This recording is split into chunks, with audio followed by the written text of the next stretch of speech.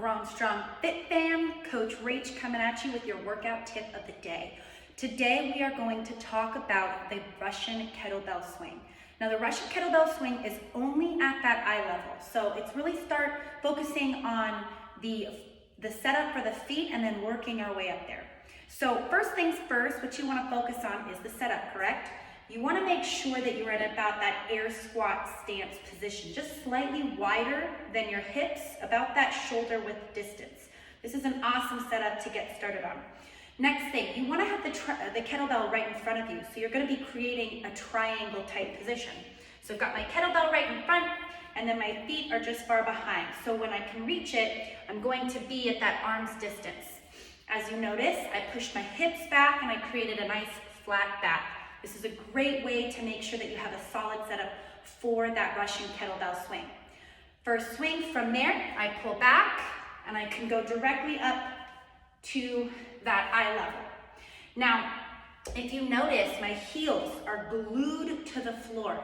As the weight starts to get heavier, we tend to rise those heels up, and we're now focusing on all those quad muscles really working, and we've turned off our hamstrings and our glutes. You want to make sure that not just your quads are working, but also the hamstrings and glutes. As tempting as it is to want to rise those heels up, you want to focus on driving those heels into the ground. I imagine I have screws on my heels, and I've got them nice and locked and loaded. So every time I'm going for that aggressive snap with the Russian kettlebell swing, I'm thinking about pressing my feet into the ground as opposed to rising my heels up, trying to get that kettlebell up. Again, very tempting to want to do that when the weight gets heavier, so start that with light weight and practice from there. Another common fault that we tend to see is the kettlebell starts to swing and it pulls us down a lot farther than we really need to. Again, as we become more fatigued and as the weight gets heavier. So what you want to focus on, it's going to be focused on a very fast snap into the hips. You don't want to let that weight pull you down.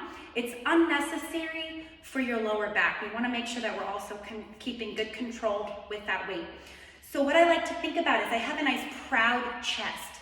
Yes, I'm still focusing on pushing my hips back and I am at this hinge, but as you can see Grown Strong directly in front of me. So I'm not letting that weight pull me so far down, not necessary.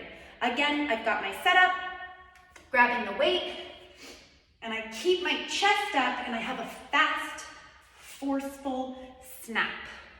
This is gonna, again, help me generate more power coming from the hips and less pulling that weight controlling you. So keep in mind when you're going for those Russian kettlebell swings. One last thing is breathing. How do you breathe when you're working with these kettlebell swings? They can be American or Russian, either way, but specifically for this one, what I like to focus on is as I'm gonna be breathing, I have that inhale and I exhale as I swing that kettlebell to eye level. I keep tension and I inhale as I'm pulling the weight back, and I exhale as I'm pulling that weight. So I'm gonna be a little aggressive on my breath here, but just so it goes like so.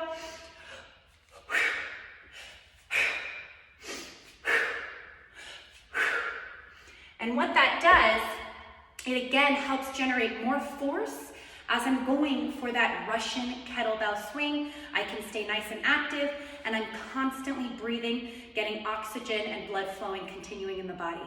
Give it a try next time you're working on these Russian kettlebell swings. Have a great day, guys.